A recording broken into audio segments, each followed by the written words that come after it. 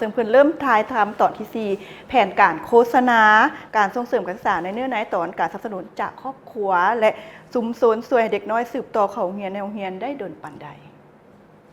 ในอาทิตย์นี้กระทรวงศึกษาธิการและกีฬาของสปป.ลาวกระทรวงศึกษาธิการและกีฬาโดยได้รับการสนับสนุนจากรัฐบาลออสเตรเลียผ่านทางแผนงานบีคัวซึ่งได้เริ่มต้นแผนไทยทำบทเรื่องที่4ของแผนการโฆษณาส่งเสริมการศึกษาแห่งชาตินำพาโดยสถาบันค้นคว้าวิทยาศาสตร์การศึกษาและผลิตโดยศูนย์โฆษณาข่าวสารการศึกษาและกีฬาของสวส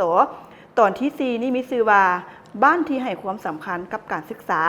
ซึ่งจะนำเสนอเกี่ยวกับการตอบสนองที่น่าประทับใจและนำพาโดยชุมชนเพื่อแก้ไขอัตราการเข้าเรียนให้ที่ว่าลดลงและแสดงให้เห็นว่าการร่วมมือกันจะสามารถรับประกันอนาคตที่ดีกว่าเก่าของเด็กน้อยได้แนวใด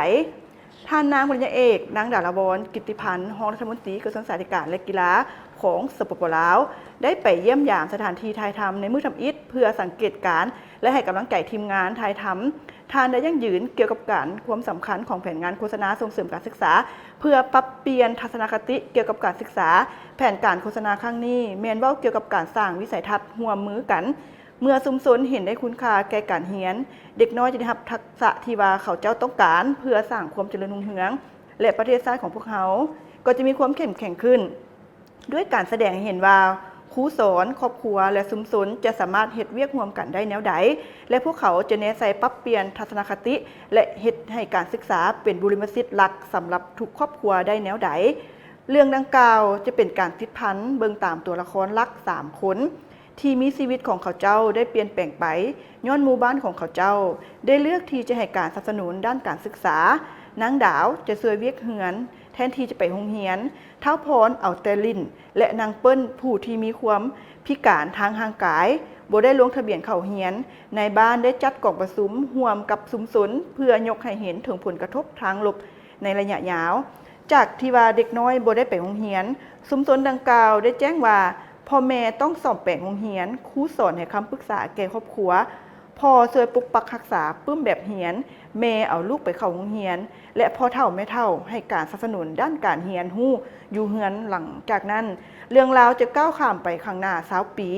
เพื่อแสดงให้เห็นเกี่ยวกับผลได้รับของการให้คำมั่นสัญญาด้านการเรียนร่วมกันดาวกลับคืนไปบ้านในฐานะเป็นนักสถาปนิกพร้อมกลับคืนไปในฐานะเป็นพยาบาลพรกลับคืนเป็นพยาบาลและเปิ้ลกลับไปในฐานะเป็นครูสอนเรื่องราวดังกล่าวจะสิ้นสุดลงด้วยการแบ่งปันเรื่องราวต่างๆของเขาเจ้ากับนักเรียนรุ่นใหม่การถ่ายทำได้จัดขึ้นในสถานที่ต่างๆทั้งหมู่บ้านรวมทั้งโรงเรียนประถมสวนของหมู่บ้านเฮือนของครอบครัวห้านขายฝือของท้องถิ่นสถานที่ประชุมของวัดและโรงหมอเมืองการมีส่วนร่วมของท้องถิ่นแม่นเข้มแข็งหลายสมาชิกชุมชนหลายกว่า80 คนได้อาศัยสมัครเข้าเรียนร่วมการแสดงเรื่องดังกล่าวพร้อมกับนักเรียนและครูสอนเกือบ200 กว่าคนจากโรงเรียนที่ว่าเข้าร่วมเนาะอันนี้ก็ถือว่าเพิ่นเริ่มถ่ายทำตอนที่4เกี่ยวกับการส่งเสริมเกี่ยวกับการศึกษาให้นักเรียนหันเข้ามาสู่การเรียนให้หลายขึ้นเนาะถ้าเพิ่นก็จะแสดงละครอยู่ในบทต่างๆให้เห็นถึงความสำคัญของการเรียน